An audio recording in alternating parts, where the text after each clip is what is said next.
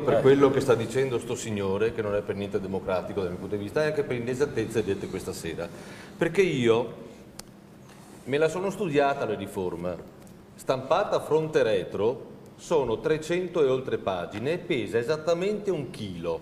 Questa riforma, che pesa 1 chilo esatto, si conclude con un quesito: vuoi tu un mondo migliore? Certo che sì, diciamo tutti. Ti regalo anche l'abolizione del CNEL sopra. Allora io me la sono studiata, perché noi di Prima il Veneto siamo ovviamente contro questa riforma che non ci piace. Perché non ci piace? Intanto la propone, siamo tornati di 300 anni indietro, i tre poteri, legislativo, esecutivo, giudiziario, si stanno confondendo. Io mi aspettavo che una riforma la portasse avanti non il Premier. Secondo, in un contesto in cui il Parlamento è stato eletto con una legge ritenuta poi incostituzionale. In questo contesto si ribalta completamente. Io, che sono stato assessore in provincia di Venezia, so cosa vuol dire diventare ente di secondo livello.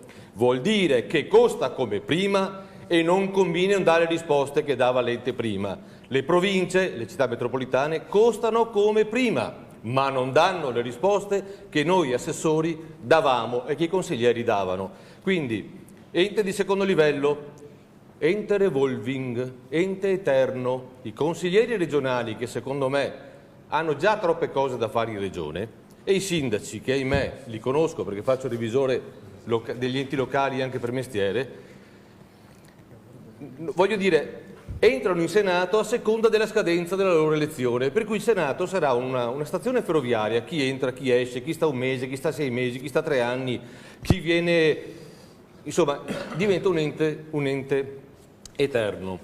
Poi il Senato diventa un ente di consulenza, i senatori diventano consulenti.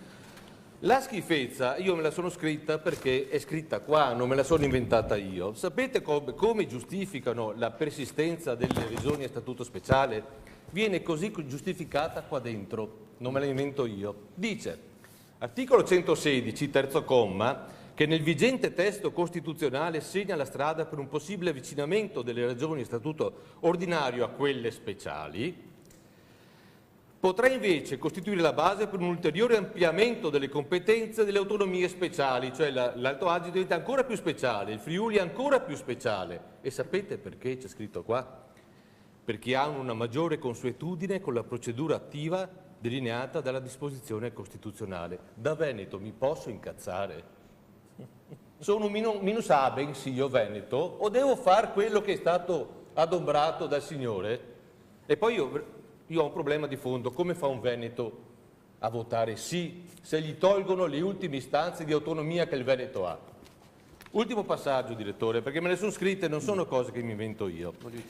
Quando si parlava di Sicilia, e mi ha dato l'assist, si dice che, parlando del profilo relativo al coordinamento della finanza pubblica, questa sarà di competenza esclusivamente statale per le regioni a statuto ordinario, noi, e di competenza concorrente per le regioni a statuto speciale. Quindi loro sono, cioè, siamo tutti uguali, qualcuno è più uguale, come diceva Orwell, no? Che poi è stato espulso dal Partito Socialista il giorno dopo.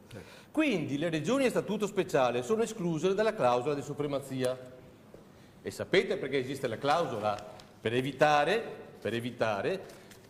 assicurare la tutela della integrità giuridica ed economica della Repubblica, cioè l'unità della Repubblica. Ricordo che, c'è scritto qua, la Regione, lo Statuto della Regione Sicilia non prevede espressamente queste tutele. Quindi la Sicilia può fare la rivoluzione. È speciale, ha statuto speciale, e non ha scritto in nessuna parte del suo statuto che non può rivoltarsi contro lo Stato. Qualcuno mi spiega perché siamo tutti uguali, ma qualcuno è più uguale? Qualcuno mi spiega perché io devo dare 21 miliardi di euro all'anno, che è metà del gettito IRAP dell'intera Italia, ogni anno, e le risparmio di 57 milioni, non prendiamoci in giro, è 57 milioni di euro, 0,90 per ciascun cittadino, neanche il costo di un caffè. Allora io dico solo una cosa, dottore, poi la lascio. Io capisco che nel 1922 certe cose potevano succedere, la gente lo leggeva, non comprava i giornali, non c'era la radio, ma voglio dire, 100 anni dopo stiamo cadendo di nuovo in quella trappola? Lo chiedo ai telespettatori, grazie. Allora, prima di